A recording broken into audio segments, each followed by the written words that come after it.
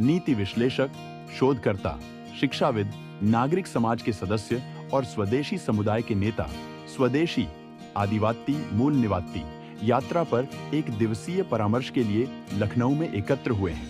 कृषि, पोषण और चिकित्सा प्रथाओं में स्वदेशी आदिवासी मूल निवासी ज्ञान प्रणालियों के संरक्षण और संवर्धन को आगे बढ़ाने के लिए चर्चा करने, बहस करने और रणनीतियों का प्रस्ताव करने के लिए स्थानीय बुद्धि की शक्ति को अनलॉक करना।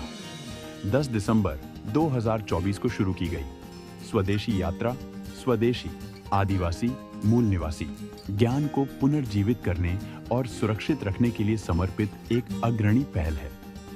सांस्कृतिक निरंतरता, अंतरजनपदीय ज्ञान हस्तांतरण और स्वशासन के माध्यम से पहल नीति एकीकरण और सतत विकास का समर्थन करने वाले वैश्विक ज्ञान साझाकरण मंच को आगे बढ़ाती है। सर, आज आप राजधानी लखनऊ में इंडिजिनियस यात्रा आयोजित की है और आप यहाँ पर आए हैं, यहाँ का हिस्सा बन रहे हैं। क्या कुछ कहेंगे सर इस पूरी यात्रा को लेकर? इंडिजिनियस यात्रा जो जनजाति के लोगों ने लगाई है, ये मुझे लगता है कि बहुत ही आवश्यक है। आज़ादी के 75 साल पूरा होने के बाद भी अभी जनजाति के लोगों का जीवन स्तर बहुत आगे नहीं बढ़ पाया है। सुधार काफ़ी हुआ है जब से मोदी जी की सरकार आई है, योगी जी की सरकार आई है, तब से अनुसूचित जनजाति और अनुसूचित जाति के लोगों के जीवन को ऊंचा उठाने के लिए तमाम योजनाएं लागू की हैं। पंडित दीनदयाल उपाध्याय जी, बाबा साहब भीमराव अंबेडकर के सिद्धांतों को आगे रख करके इनकी सेवा में लगी है और तरह तरह की योजनाओं से इनके जीवन स्तर को ऊंचा उठाने का प्रयास कर रही है। चाहे वो शिक्षा क्षेत्र में हो, और इन्हें रोजगार भी दिया गया। रोजगार करने के लिए तमाम ऋण भी देते हैं कौशल विकास के माध्यम तमाम से। यहाँ पर हमने बहुत सारी चीजें देखी हैं जो काफी सारी ऐसी चीजें जो उसको लेकर लगाते हैं, उसको लेकर क्या कहेंगे?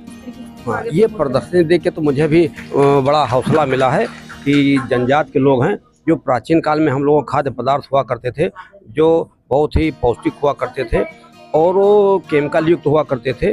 जो अनाज जहाँ पैदा हुआ है, ये फसलें पैदा होती हैं, हम तो किसान हैं, इनमें कोई खाद और केमिकल नहीं डालना पड़ता है, ये स्वतः पैदा होती थी प्राकृतिक, और ये विलुप्त हो गई हैं। और सरकार ने इन्हीं को श्री अन्न का नाम दिया है, मिलट्स का नाम दिया है, और इनका प्रोत्साहन दे करके अनुसूचित जनजाति के लोगों के रोजगार को बढ़ावा देने का काम करती है और अपने देश के लोगों को निरोगी बनाने का ये काम करेगा।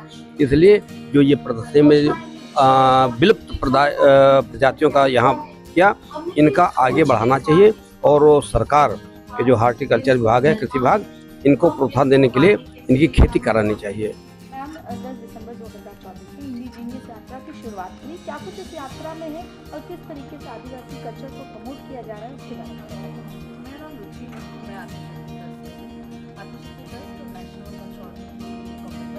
दोनों मिलकर भी इस यात्रा का शुरुआत की है और इसमें जो हमारा मिशन है वो ये है कि हम कम से कम 300 आदिवासी के पास पहुंचना चाहते हैं 14 राज्यों में, और कैसे उनका जो जानकारी है about agriculture practices, nutritional practices, healing practices, जितने भी प्रैक्टिसेस हैं उनको कैसे हम डॉक्यूमेंट कर पाए और कैसे समुदाय का उसके ऊपर एक्सेस हो, उसके ऊपर वो कैसे उसको आगे लेके जा सकते हैं, उसकी पूरी सोच के साथ आदिवासी यात्रा शुरू हुई। तो मैम, आज जैसे लखनऊ में हो रहा है, तो लखनऊ में जैसे इस यात्रा को किस लोगों से कनेक्टेड किया जा रहा है और कैसे इनको हमारी मतलब जो हमारा मुख्य धारा में जोड़ने का क्या प्रयास किया जा रहा है? हाँ सर, ये अभी हम लोग इससे पहले और 4 राज्यों में गए थे। यहाँ पर हम लोगों का जो मुख्य उद्देश्य है वो है कि स्टेट कोऑर्डिनेशन कमेटी बनाना, और उस कोऑर्डिनेशन कमेटी में सभी समुदाय, सभी जो काम करते हैं, सारे लोग ये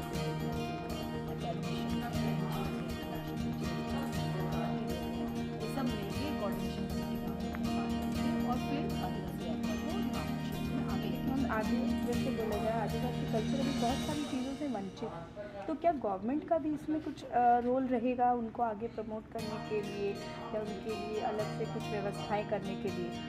बिना सरकार के तो ये हो नहीं सकती, डेफिनेटली उनके साथ करना पड़ेगा और उनके पास ऑलरेडी बहुत सारी सुविधाएं हैं, पर कैसे हम इन सबको लेके आ सकते हैं, यही सर, तो आज जैसे लखनऊ में प्रोग्राम हो रहा है, तो लखनऊ में मेन कौन कौन लोग हैं? आ रहे हैं इस यात्रा को विजिट करने, और किस तरीके का अपना आउटपुट रहेगा? देखिए, जैसा कि मुझे कुछ बताया कि हमारा जो यात्रा का पूरा यहाँ 2 दिवसीय था। एक दिन हम लोग लखनऊ में काम करने वाले जो संस्थाएं हैं, जो ग्रास रूट पे काम करती हैं, उन संस्थाओं के साथ बैठ करके चर्चा करना, उनका क्या विचार है इस पूरे कल्चर को लेकर के, इन यात्रा को लेकर के, और हम क्या चाहते हैं उन चीज़ों को लेकर मिली एक हम लोग बातचीत करते हैं। उससे निकल के जाएगा हमारे साथ जो 7 सदस्य मिला करते हैं, हम कोऑर्डिनेशन कमेटी में लाएंगे।